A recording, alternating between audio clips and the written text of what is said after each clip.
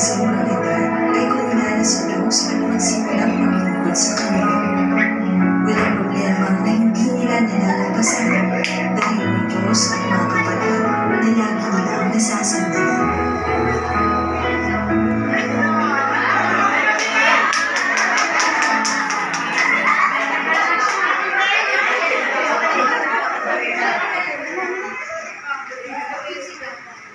Sis, pasensya na po, na-late po ako.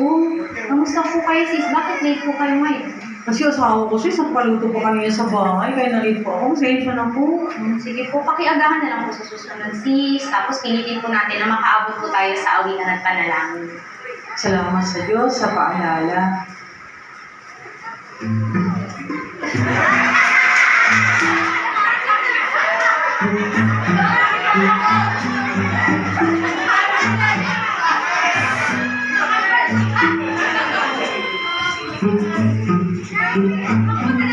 Bakit di nyo bisingin? Nagsasalita na si Kuya.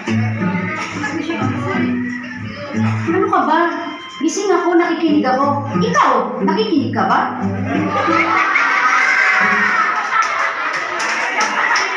Hanggang dumating ang isang pagkakataon na mag-iiba sa takbo ng pananampalataya ng isa nilang kaibigan.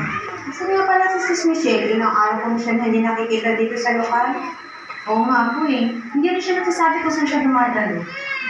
Pero napapansin ko nito mga nakaraan, habang dumadalo siya, nagsi-cellphone siya. Hindi naman siya nag-jot down ng topic. Hindi rin siya mapakali sa upuan. Para siyang inip na inip sa pagkakatipon. Meron pa habang nagpapaksa. Kapag nakapin ko lang siya din sa mga nalingod.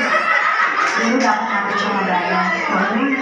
Kung loobin ng Diyos, nakadalang tayo sa Kanya.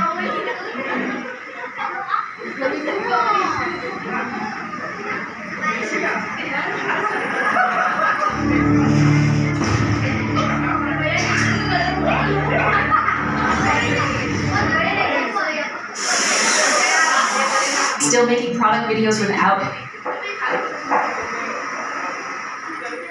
Ay, hello po sis. Tuloy po kayo. Pasok po. Opo, salamat din sa Diyos. Salamat po. Kamusta po? Meron po, awan po. Alam po sis. Awan po Diyos. Tuloy po. Opo. Pasensya na po kayo sa bahay namin na mga kapatid. Opo po kayo. Kamusta po mga kapatid? Dati po ang siguro sa paglilingkod sa Diyos.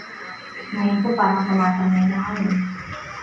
Ang totoo po niya, sis, may pumamagabag po sa akin. May nakapulog po kasi akong video sa social media na alam ko naman po mali. Tinatanong ko po yung sarili ko, bakit po ako nagkakaganito? Wala ko po.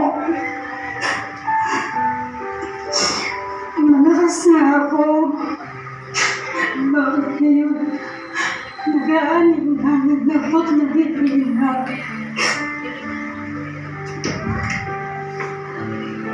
Ano po sa mga kapatid? Ibigin mo po ako ng puso.